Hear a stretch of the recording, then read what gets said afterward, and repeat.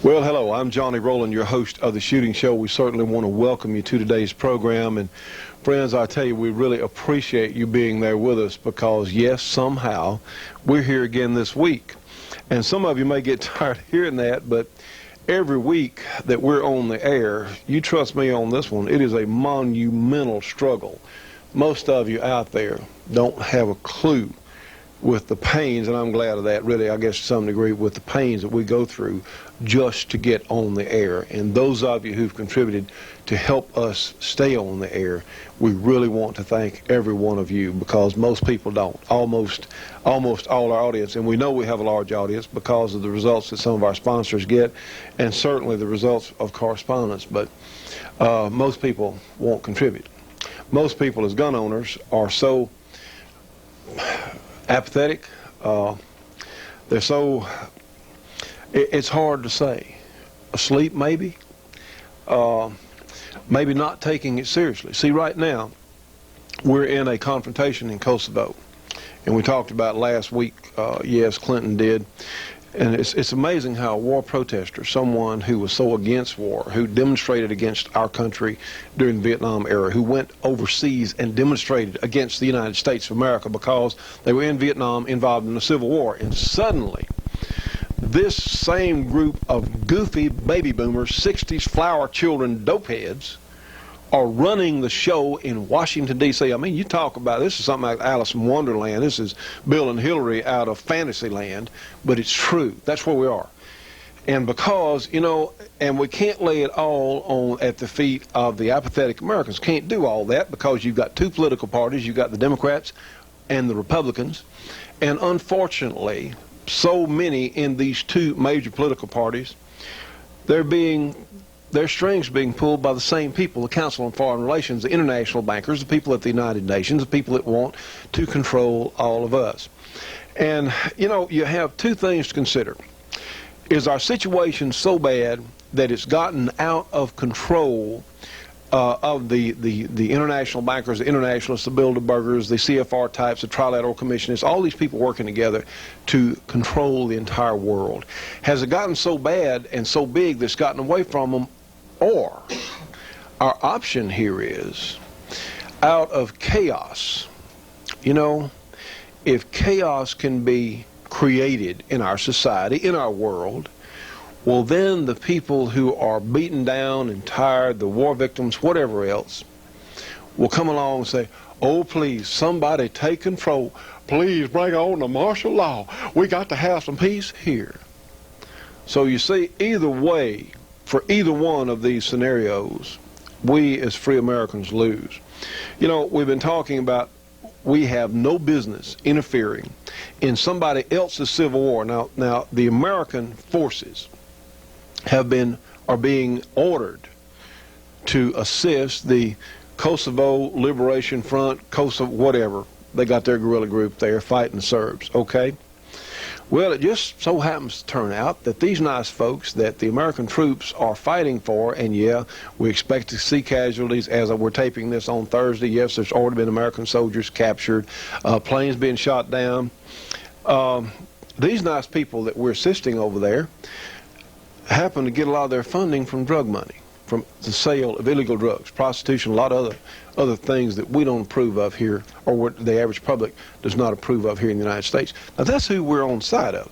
I'm sorry about the atrocities. Hey, but they're at war. You know, I'm sorry about that. And here, Bill Clinton, Mr. Draft Dodger, flower child, sexual pervert himself, lowlife that he is now sending American troops to an unwinnable situation. Only way you could win it be go in and level the whole countryside with nuclear weapons, all right? Then you're going to start another world war. An unwinnable situation, just like in the 60s when Lyndon Johnson was dictating that our military leaders could make no decision about what was going to be bombed or attacked in Vietnam because Lyndon Johnson, Mr. Know Nothing about the military from the 60s, was having to approve every little target. I have talked. In fact, the war was over before I was 1A in Vietnam myself. I was drafted, had a school deferment, Next time I was drafted, no deferment, but or before I was drafted, Nixon brought everybody home.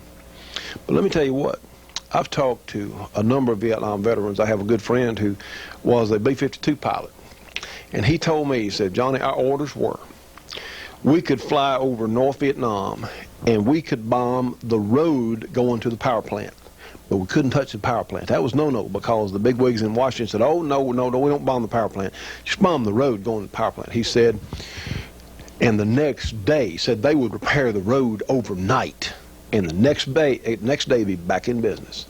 That's how stupid these people were, if we believe it's stupidity, if we can believe they're that stupid. Now, friends, here we have people like Bill and Hillary Clinton, Artillery the Rodham, we've been calling her, Artillery the Rodham Hun. You've got Strobe Talbot, people that know nothing, people that despise and have gone on record as despising the military in the past. What are we doing there? I'll tell you what, Bill Clinton has he stepped in an anthill now, friends, and those of you who know anything about fire ants know it is a serious condition. You step in an anthill, you're going to get them all over you. It's going to sting you.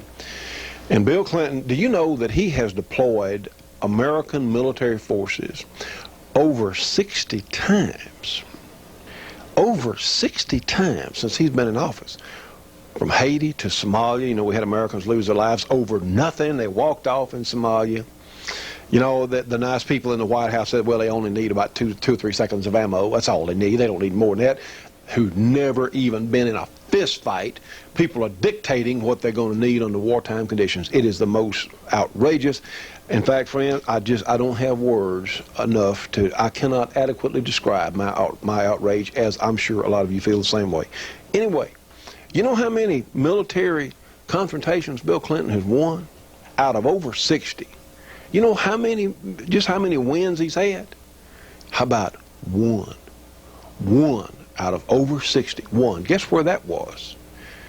It was at Waco, Texas, when we had federal people killing other Americans. That's the only time they've won. Now, isn't that a heck of a note? Isn't that a heck of a note?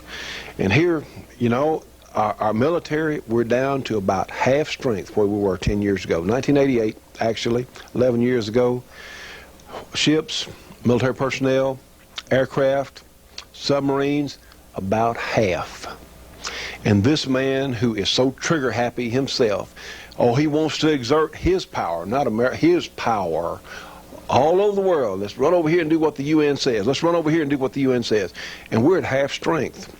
Well, you know, it's interesting that North Korea is building their military every day.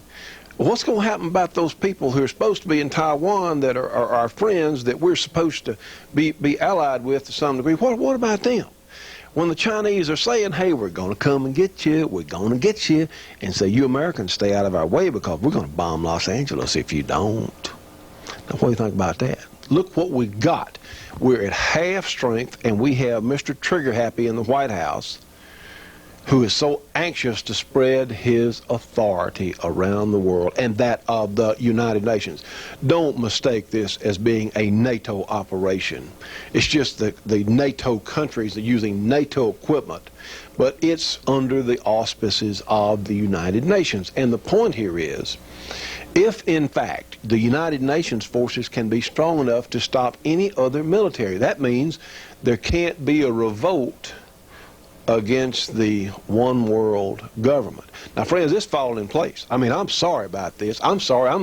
You know, you don't hear this most other places on TV, but it's the truth. It is what's happening. Do you know that the Air Force is down to 100 and something cruise missiles?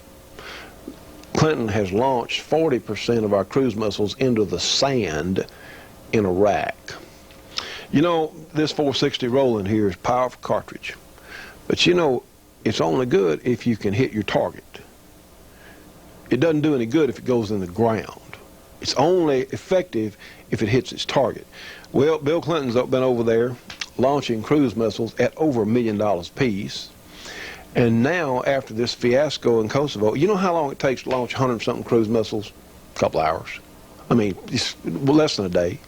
They can send them out just rapidly. And guess what else? we don't have any more cruise missiles in inventory. And this was supposed to be a great deterrent against a hostile country. And Bill Clinton shot most of them. And there's none being built. There aren't any more coming down the production line because they're out of production. This stealth fighter that was shot down, built in 82 or 84. There aren't any new ones online or available. Bill Clinton has gutted the military budget. He has gutted the military training resources. He has gutted the military numbers. Oh, hey, well, he put a bunch of homosexuals in there. Yeah, okay. All right. You know, boy, look what he's done for the military. Don't try and force women into combat. You know, these feminazis who are demanding women in combat, you know, if you want to see how it works, just go enroll some little girls in little boys' baseball. See how it comes out. Doesn't work the same way. It's not the same thing. Nothing against the abilities of women, nothing at all. But these people are crazy. They are absolutely stark, raving lunatics. And that's what we got leading the country now. Friends, you think character doesn't count? Yes, I'm upset about it. Yes, I am, because I see the possible ruin of the United States of America. And oh boy, do they want to disarm us. Yes, do they want to disarm us, these nice liberal socialists. I'll tell you what, friends, we have things at work here, forces at work here that we've been talking about for a long time. And a few others have, and you know, it's so hard for us to stay here on TV. So many of our nice gun owners, and they'll want to support the NRA. I saw the other day the industry, and I'm glad when the NRA, to me now, if the NRA does something good, they slipped up. Because I hold the leadership of the NRA very suspect. I hold any organization. You know what? We're talking about homosexual military. Do you realize that over 1% of the United States population belongs to the National Rifle Association? 1% of the whole population. 2.8, around 3 million, close to 3 million people. They have a budget of $200 million a year. Okay. And we're losing. Every time you turn around, they're compromising, giving up another battle. And I'm sorry about that, but that's the truth. That's what they're doing, all right? The homosexuals are less than 1%. Now, look, you have a homosexual worker, you try and fire him. You see if they don't get their rights. Here in California for Easter, in fact, today, actually, as you're seeing this for the first time, there's going to be a mockery of the Christian faith by a bunch of homosexuals, and guess what? The court said, no, no, no. Now, don't try that with Muslims, whatever else, but, can't mock them, but Christians? Oh, yeah. Okay, whether you're a Christian or not, that's immaterial here. Look what they're doing. That's okay because the homosexuals are that strong. They have that much influence. They're less than 1% of the population, okay? What about us as gun owners? When we're supposed to be 70%, 75% of the population, and the NRA has 1%, over 1% of our population, and we keep losing. That's why we're here. That's why we started our GRA, and doggone it, friends, that's why we're not going to quit. There aren't many of us on this project, believe me, very, very few. But you know what? See what you can do if you try, if you won't quit, if you get involved, see what you can do. And those of you out there who have contributed to our project here, you can pat yourself on the back and say, yeah, I actually did something. I heard a commercial the other day on the radio. It said, some country singer was on saying, well, no one's going to admire you when you're gone for having a 300 horsepower pickup. It's what have you given. I say, not what you've given, what have you done? And has what you've given amounted or done anything? What have we done? Not what, hey, you can give it all away. And you can starve on the street, or you can invest your money, or you can go to a good cause, one that's for real, where you can see your funding working. And guess what? You've done something. Those out there who have contributed to this project, you can see what you're doing because we're here on the air today. Now, you've done something. You've done it. And you're doing it as we are. And we're doing it together. I'll tell you what, friends, now is not a time. You see, we're at a point now that if, in fact, we had a conventional, not a nuclear attack, a conventional attack by a large number, hey, from Cuba, if you want to talk about that, from Cuba. You know, the Chinese are going to be just 900 miles from Texas. You know, they got both ends of the canal. They're going to have the whole canal zone this next year. Going to be a division of Chinese there, 20,000, who knows how many. If we had a conventional attack here, all our troops are overseas in Bosnia, they're still in Haiti, if wherever else, in Korea, in Germany, wherever they are, you know what? If, in fact, we had a conventional attack with guns and tanks and a non-nuclear attack, you know what? We may be in a position where our own military could not defend us. Now, what happens if the United States is attacked? Clinton tried to give the Chinese a military base in Southern California. He's already given, well, he and Bush gave the Germans an air base in New Mexico. So who's going to defend us? Well, you know what? If you can take an example from the people in Afghanistan, they kicked the Russians out of there because they had people with small arms that wouldn't quit. You think small arms aren't important? Because guess what? See, the Air Force, they can run planes over an objective for a few minutes, drop the bombs, and get out. They got to go home, got to refuel, got to get out of the way. But to hold an area, to really take an area, you got to have ground troops. What are ground troops armed with? They're not armed with nuclear weapons. They're armed with small arms, with pistols and rifles. That's what they're armed with. They got grenades, they got some rocket-propelled grenades, stuff like that, but mostly, your average soldier, mostly what he has, small arms. Now then, you think that a population out here of civilians with small arms couldn't make a difference? You think that? And these knuckleheads in Washington want to disarm us now. Our country, friends, is in grave, grave danger. Nobody knows what's going to happen in Y2K, and they want to disarm us now because, you see, they're afraid of us. The liberal socialists are afraid of you and I having guns because they know that we don't trust them. And if we found out what their real intentions are, then we might be pretty upset, and we might want to dislodge them. And if they control the police and people can't resist, well, hey, they can stay in power as long as they want. And you can have your little demonstrations, wave your little sign, but you know, that's no defense against an AK-47 or an M16 or anything else that goes bang. The little sign, I demand my freedom, I demand my freedom. Yeah, right. Yeah, go tell Fidel Castro that. So that's where we are, friends, and we're going to fight to stay here. If you would like to help us stay on the air, if you think our message is important, and I don't know, I mean, it is, we got in under the mark this week because, see, so few people contribute. And we've asked, say, hey, just send us Coke money. What are you going to spend for a Coke? Give up a Coke, and just a Coke or over $1 at the convenience stores. Just give up a bottle of Coke if you can, if you care about our message, if you care about what we're saying, if you care about this message keeping or going out around the country, whatever you can. Because we're here today. We had enough. We've sold enough kits for our 460s, and we've gotten enough donations that we're here again today. But if you'd like to join our Gun on the Rights Association, it's $50 for an annual membership. We'll put you on our mailing list for our newsletter. If you'd like to join for a lifetime membership, it's $300. Because if we don't turn this thing around pretty shortly, or pretty quick, we're not going to have guns left. We won't have a need for a Gun on the Rights Association because we're not going to have guns. So our mailing address is The Shooting Show, 327 Irvin Rowland Road in Double, Louisiana. The zip code is 71024. Our phone number, 318-377-5189. Please, friends, if you will, please help us promote our guns. A couple of things I want to add today.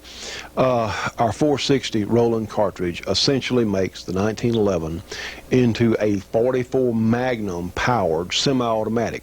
It is very compact. The 1911 is a compact design. It's a full-size 1911, but they're compact. They're not very large handguns. And you only want to put a 460 into a gun of modern manufacture of good quality. We don't recommend the old Remingtons from World War II. We don't recommend anything made before the Korean War, simply because, and here's why. the heat treat on the slides and on the frames was not the same as it is now. Some of those old guns are soft. Now, no, we don't think it's going to blow up, but it may damage the gun. And we only want these things to continue shooting and shooting well. We don't want to take any chances. So please, if you've got an old military Colt or an old Argentine gun or an old Remington, no. Just you don't need our kit for that gun. Get it for a modern Kimber, a modern Springfield Armory, a modern Colt.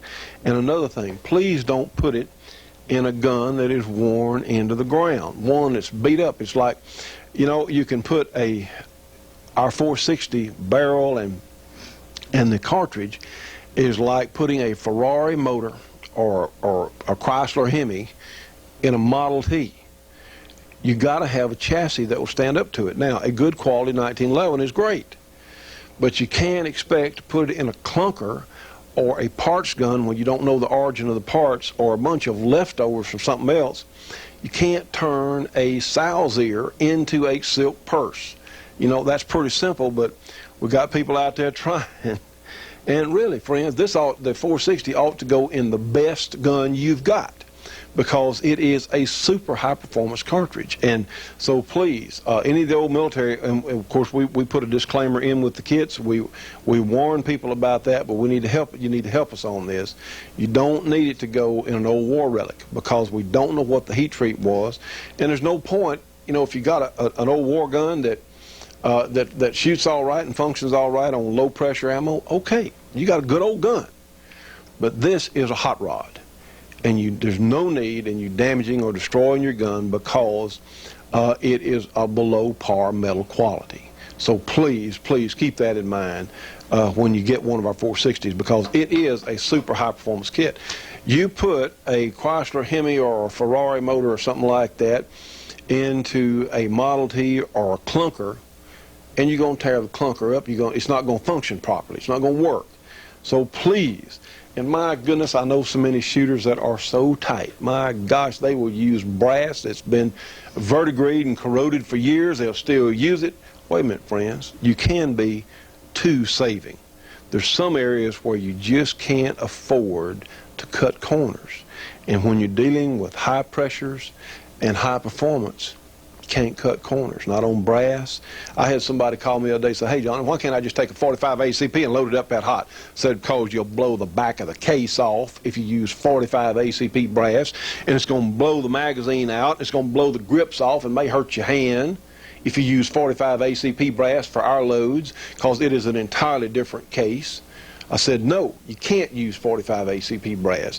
So, friends, there's nothing that can be idiot-proofed, but hey, we're going to try and educate people, and certainly most of you watching this program are so much better educated when it comes to firearms as the average magazine reader. You're way beyond.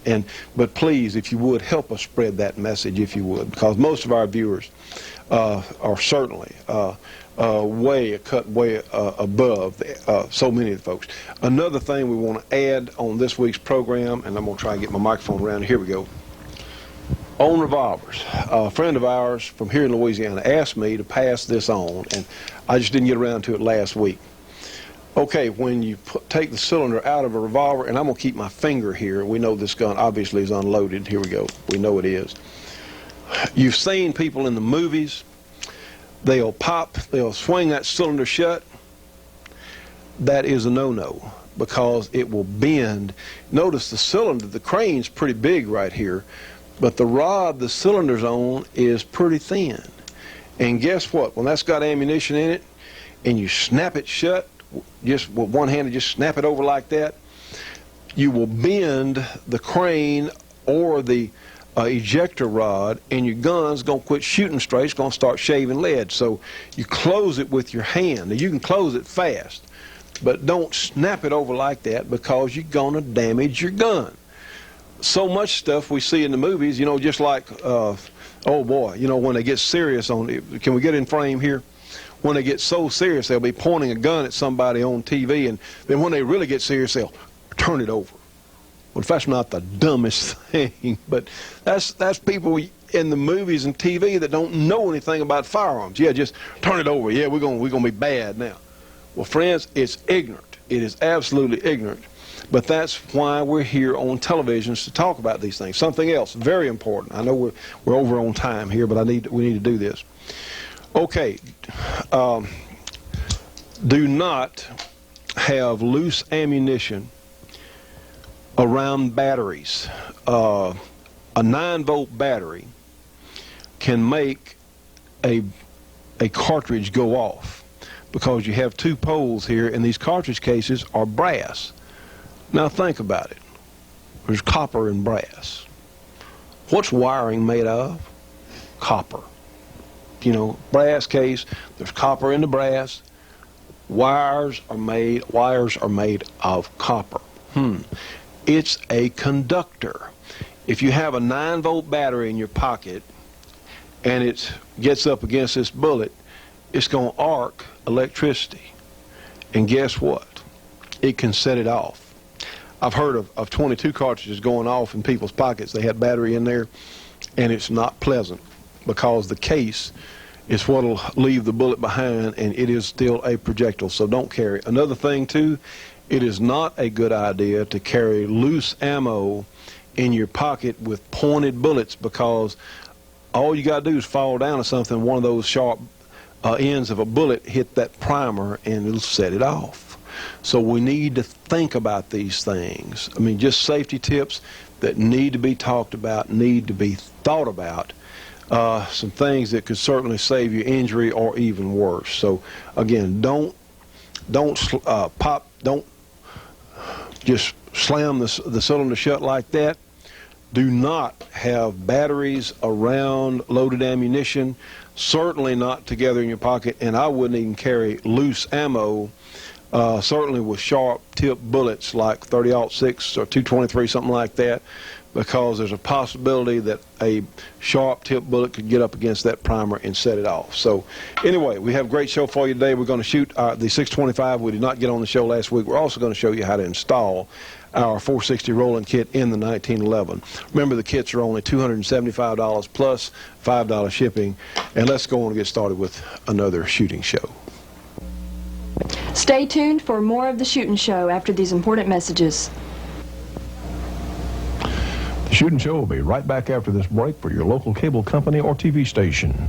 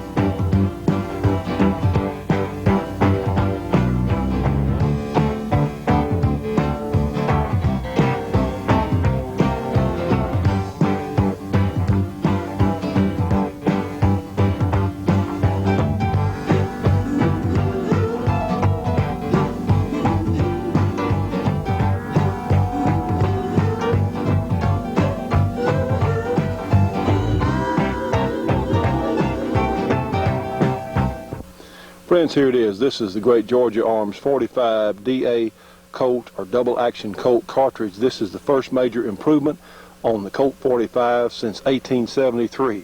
They have this in loaded cowboy ammunition. They're also selling brass, so you can load your own combinations. This cartridge case is absolutely a joy to work with. We're even seeing improved accuracy, we think due to the slightly larger rim on our 45 DA Colt case. You can get a free catalog, or you can order these from Georgia Arms, 1-800-624-6861 for their entire lineup, and please tell them you saw it here on our show. Now friends, of course, the cowboy load is mild but super accurate. And of course, you can take your hand loads up to the limit of what the loading manuals will allow. The great 45 double-action Colt cartridge from Georgia Arms. Give them a call today, friends. A free phone call with a free catalog.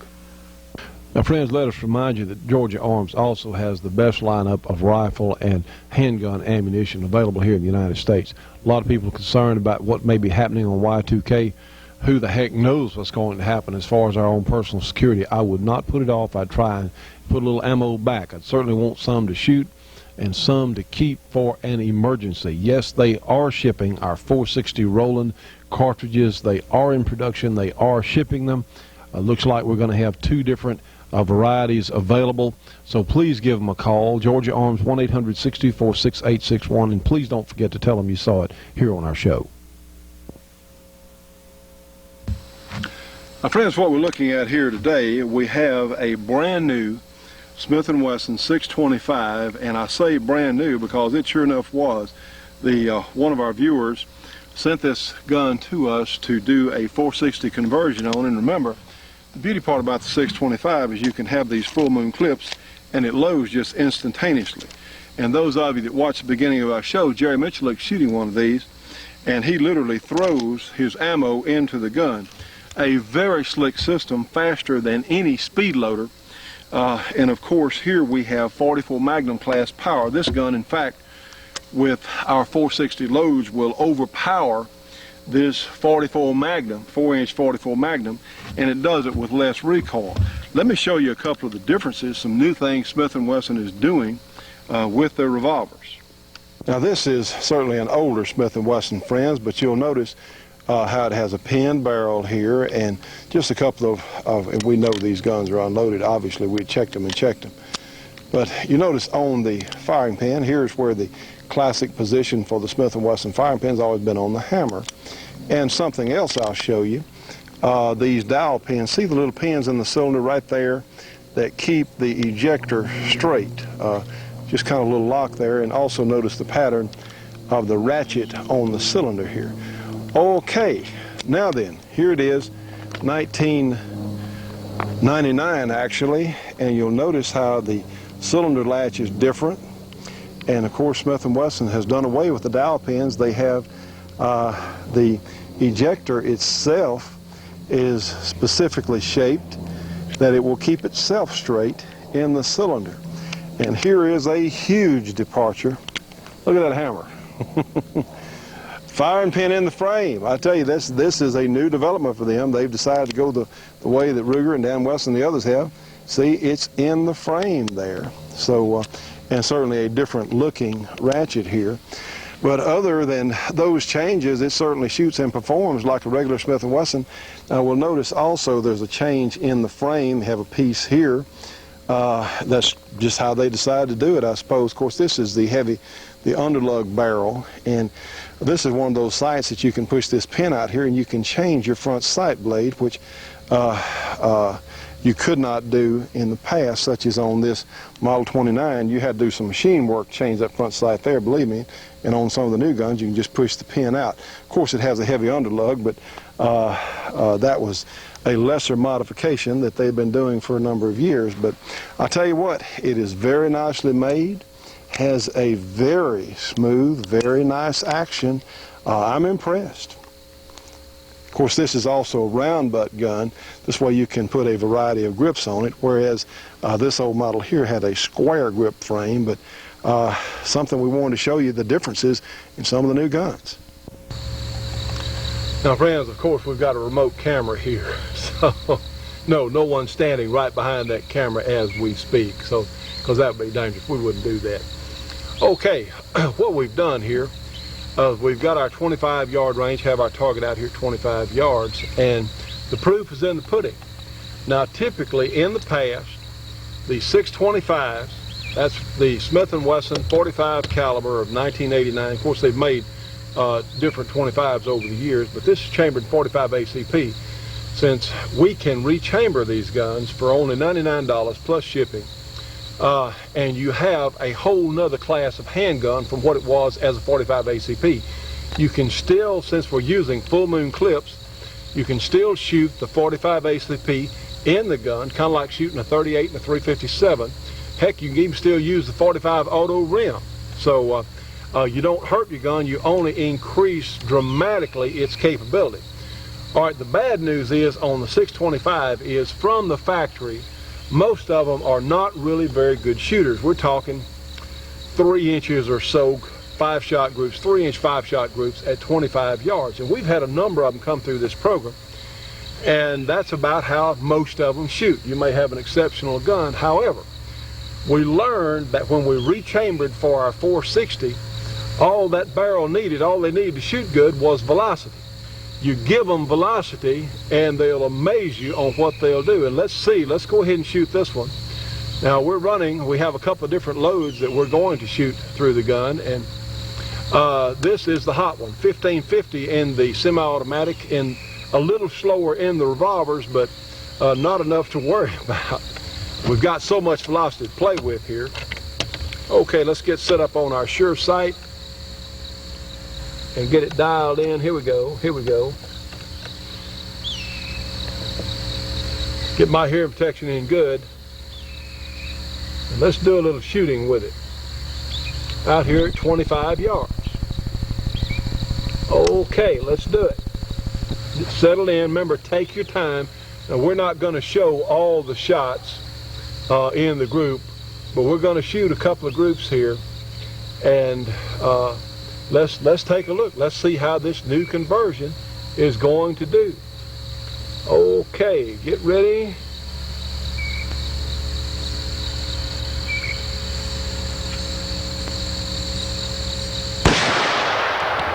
Okay, realize that I didn't have any trouble catching it. I'm not holding the gun real tight, and we have a full charge 44 Magnum equivalent load here that we're shooting.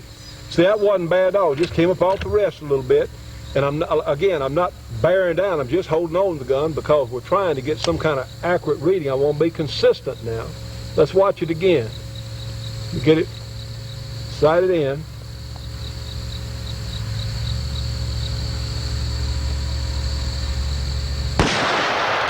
Not bad, doesn't hurt your hand like a 44 would. All right, let's go on shooting it and get a couple of groups here underway, and let's see what it'll do. All right, friends, we did some sighting shots, then we went for groups, and I let one get away from me. You didn't hear the groan I made, because I had a really good group going here with the 625. That was going to be a really good one. So then I got serious, and I shot this one, and we got a measure here. Let me tell you what, that is just over a 1-inch 5-shot group. Now wait a minute, friends, that is terrific performance. This one would have been right in there. Like I said, that's the one, when I let it go, I said, whoop, I pulled one. But see, it's shooting consistent small groups, and that is far superior to your average 625 out there. All these guns need is velocity. All they need is velocity to perform. We're finding that out. Now I've put my Pro Timer on my pocket here. And what we're going to do, we're going to run a little demonstration comparing this 625 that we've converted to our 460 and this 4-inch 44 Magnum revolver. Now then, what we have here is a 240 grain. It's a full charge load, but you see we've only got 4 inches to work with here. And we're going to see a velocity, because I chronographed them earlier, I know what they do, of around 1,200 feet per second, which is full house load. That's about as good as you're going to get if you get that much from a 4-inch barrel 44 Magnum. The 44 really starts to come on past 6 inches. 5 inches are pretty nice a barrel length. It really starts to show what it can do at 6 inches because you've got so much powder to burn. And the best ones are 7.5 or 8 3/8 like the Smith & Wesson. That's where you get the best performance from a 44. But they're hard to carry. It's hard to carry a a 7.5-inch handgun.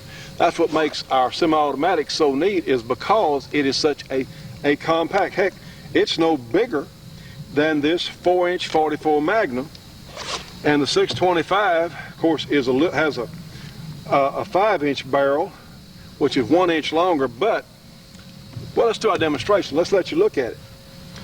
Our full charge 44 Magnum. I'll let the timer start me, and I'll shoot our target here.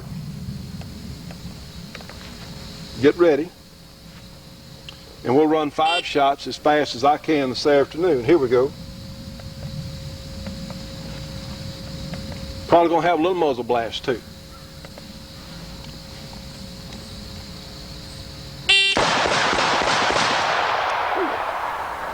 Well, my group's pretty good. 1.49 seconds. 1.49. So roughly a second and a half.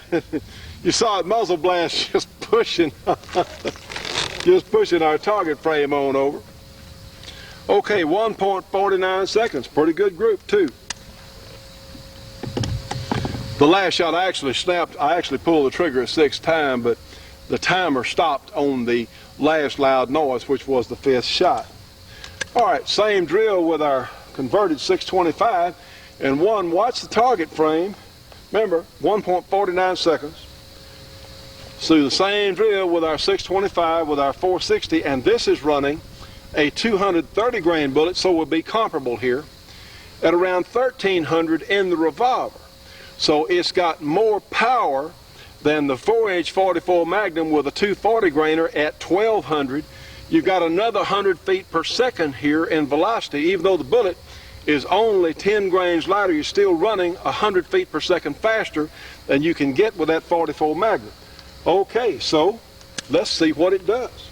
Let's do it.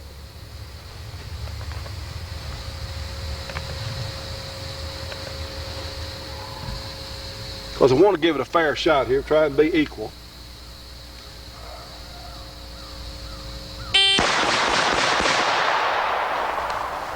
Okay, 1.33 seconds for the 460.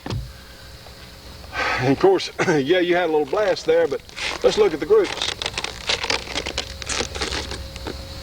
All right, this is a group with a 44, 1.49 seconds. And of course, this is a group with our 460, 1.33 seconds. Now, friends, I tell you what, we're almost 0.2 of a second faster. 5 shots, roughly the same size group, because we have the same. In fact, we've got more power with our 460 conversion than we do with our 44 Magnum. But you don't get as much recoil. And what that was doing, we know this gun's empty, it was letting me get back on my target a little quicker. Wasn't giving me the jolt. Again, more power with less recoil. So just a great combination. Well, friends, I tell you what, we're going to have a happy customer here, because these are such nice guns. And yes, it's only $99 for us to convert them to our 460. Remember, you can still shoot the mild recoiling, certainly 45 ACP, 45 auto rim, and then of course you can go to our 460 if you want some real power. And there's going to be a lot of folks out there who are going to use these as hunting handguns or handguns for self-defense. It's going to be, in my way of thinking, the best self-defense revolver, because you've got such a versatile round here in our new 460 Rowland cartridge. Remember, Georgia Arms is shipping ammo. They are shipping factory ammo, and plus we will send out, with the kits and with the guns, we send out loading information so you can duplicate the factory load. And of course we have loads for other bullets, such as the 200 grain Hornady XTP and others, and the 230 grain Hornady XTP, which are my 2 favorites in the heavier bullets there. We give you loading information for them. So anyway, and hey, regardless whether it's used for hunting or competition or self-defense, it can also be used for fun.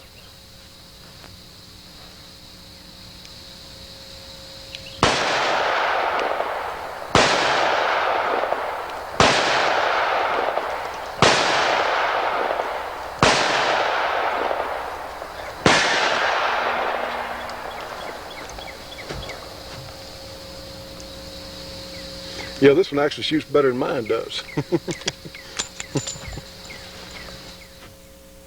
Stay tuned for more of the Shootin' Show after these important messages. The Shootin' Show will be right back after this break for your local cable company or TV station.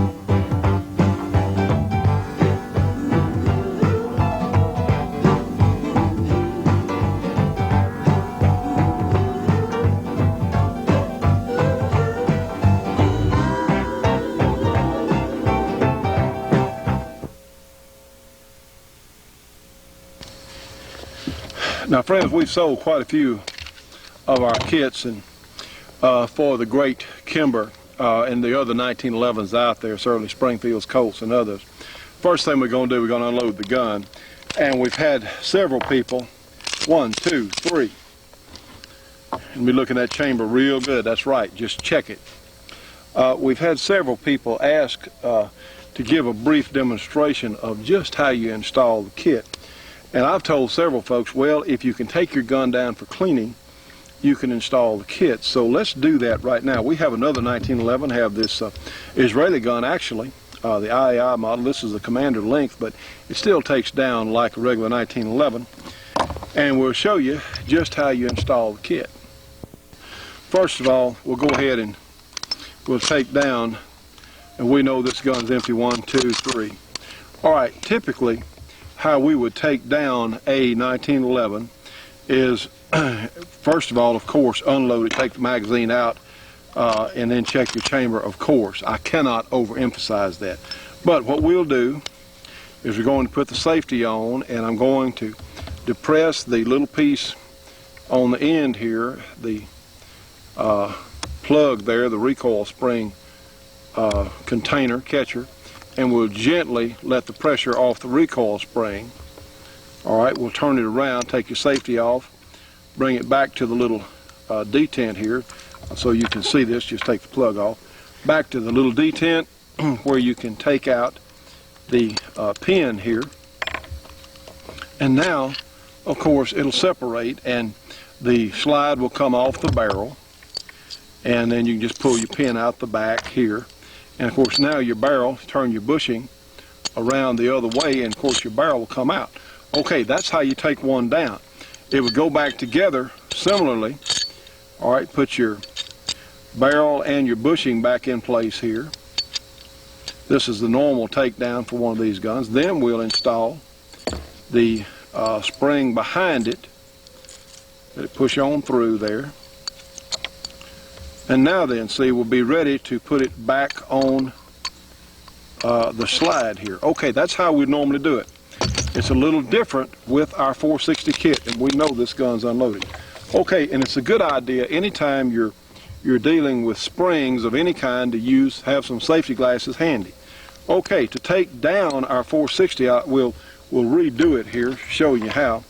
First thing I'm going to do is I'm going to put an Allen wrench in the end of the spring guide there, and I'm going to loosen it. In fact, I can just about take it out. Now the kits are supplied with a proper Allen wrench. Okay, and what we can do now, pull the slide back, and then the first half of the guide rod will come right out. Okay, like so. All right. Now then, that's step one.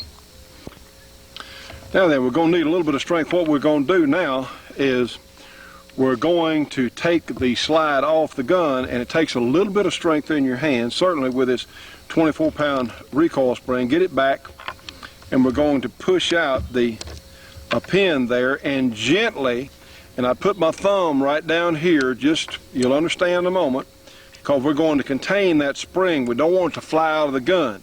Gently just put it right here and hold it. Press down firmly with your thumb and go ahead and take the slide off. Don't let go. Now take your other hand, take the recoil spring guide there, and now then you can take it out of the gun. Okay, your barrel will drop down out of place. Now then, see, we have our bushing. We can go ahead and turn the bushing. Let's go ahead and take our plug out. Here we go. Take the containment piece there on the spring out. Okay. Turn our bushing to the side and then take our barrel out. Now then, to change we send you a spring for your firing pin, and let's see if I have a tool here that I can do that with. Here we go. The end plate on your firing pin, all you have to do is press your firing pin down, and this little plate will drop down, and you can replace the spring on your firing pin. Let's go ahead and think we can do that. And keep your fingers like so, because you certainly you don't want it to fly off. So here's your firing pin. There's your firing pin spring. And we'll replace this. We have a better spring than comes with the gun, little heavier duty, and to get it back, again, it takes a little bit of practice, but you only have to do this one time unless you take it down for cleaning. You can go ahead and start your little piece there on the end, your firing pin containment piece there. It escapes me what they're called in actuality, and it's going to take a little bit of practice, but it goes, trust me, it does go back in pretty easy. You may have to, well, while we got it down, I'll show you something. Take the spring out. Okay, here's your extractor right here. You take your firing pin out there, and you can also get your extractor out. And of course, you can clean in the recesses there in the gun. You can take a Q-tip or something. Just be sure there's no cotton or anything left. All you have to do is just slides right back in place. It can't go in wrong. It can go in too far. And it's fairly simple. Just line it up properly there. And then we'll go ahead. We'll put our firing pin. Just drop it back in and press it down like so. And you want to be sure that your extractor is properly lined up here, so the little end piece can, because it also holds your extractor in. Not only holds your firing pin, it holds your extractor in. All right, let's see if we can do this. Press it down with a screwdriver or something, and look at there, right back in place. That's all there is to it. Take your firing pin out, and also to remove and check your extractor. Certainly, that's one of the beauty parts about the 1911. They're so simple to work on. You can do it in the field, or if you need to, wherever else. Okay. Of course, let's go ahead and put our gun back together, and we'll put it back in place here. Go ahead and slide and this will be how you install the kit. You get it down there. We replaced our spring already. Slide your barrel in here, and your bushing will go in. Just turn it, and go ahead and straighten it. And go ahead and slide your compensator here will hold your bushing in the proper position. Now then, we'll put our little spring plug there in place, and go ahead and put the spring in. Now then, here's where you're going to have to be a little bit careful, because when these springs, this is a 24-pound spring in the blued guns, and it's a little harder, but you can do it. And once it's been in the gun a little while, it takes a little bit of a set, but just go ahead and push it down. Get it in place, and you can hold it with your thumb. Here we go. Put it on the frame here. Bring it back in place. Now then, we'll take our slide release pin here, and you can be sure the link is properly lined up. May take a little screwdriver or something. Go ahead and put your slide stop pin there in. And now go ahead and pull it back, and now then, and see the gun's back together.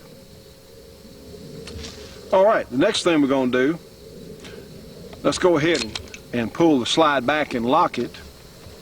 And here we have the front half of our guide rod.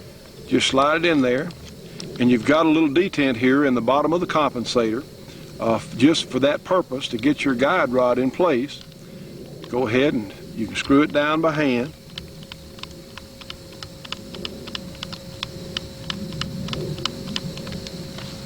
All right, and take your Allen wrench, again, which is supplied, and get it good and tight, like so. And now the gun's back together. That is how the kit's installed. Just takes a little bit of practice. It's not hard. Don't get discouraged. And if you have any difficulties, these are parts from the other gun there, of course. If you have any difficulties, you can go to your gunsmith or go to someone with a little more experience on 1911s, but see, it's back in functioning order. That's all there is to it. So you see, friends, when we say drop-in kit, we're really not kidding. Some of them may require a little bit of fitting, but we've only talked to a couple of people who had to do any fitting at all. It's that simple, and we have sold several of these kits, and let me tell you what, we need to sell a bunch more. Certainly it helps us stay on the air, and this is so simple, and really, if you do it properly, it is just a great system that we have from here at the program and the good folks at Clark Custom Guns. So please help us promote these, if you will. Remember, we only recommend them for post-Korean War guns. We just don't know what the heat treat is on some of the old relics there, but certainly any good quality semi-automatic 1911 type gun should be a real good candidate for our kit. And now, friends, let's talk about our support group. Let me remind you that I will be in Florence, Alabama on April 17th. You'll need to look for your local flyer up there, but we're looking for a great turnout. We're going to have a GRA meeting. We're going to shoot some guns. We're going to have a seminar for the ladies on safety and gun handling as well as for the men. So anyway, we're looking forward to that on April 17th. Let's mention our support group, a group of smaller sponsors that helps us stay on the air. We have Steadcraft, a custom machine shop in Torrington, Connecticut. Their number is area 860-496-7001. We have our friend Dennis Crocker, a firearms trainer in South Carolina. To reach Dennis, you can call him at area 864-587-8722. We have Custom Leatherwork and Saddlery in Denham Springs, Louisiana. They do all kinds of leather work. Their number is area 504-667-9225. We have the folks that paint gun stocks, Camouflage Technologies. You can give them a call at area 909-674-6488. We have Flying Horse Galleries, great artwork on the web. Their location is www.flyinghorse.net. We have the Little River Trading Company. They specialize in Confederate Civil War memorabilia. They're in Cadiz, Kentucky, area 502-522-6167. And we have our friend Bruce Warren with BC Armory in East Leroy, Michigan. His number is area 616-729-5508. Friends, remember our gospel show on Sunday morning, G6 Channel 7 from 10:30 Eastern Time. Also, our radio show on the American Freedom Network on Sundays from noon to 2 Eastern on SpaceNet 4 Channel 19, 5.82 audio. Thanks for watching this week, friends. We hope to see you on the next program.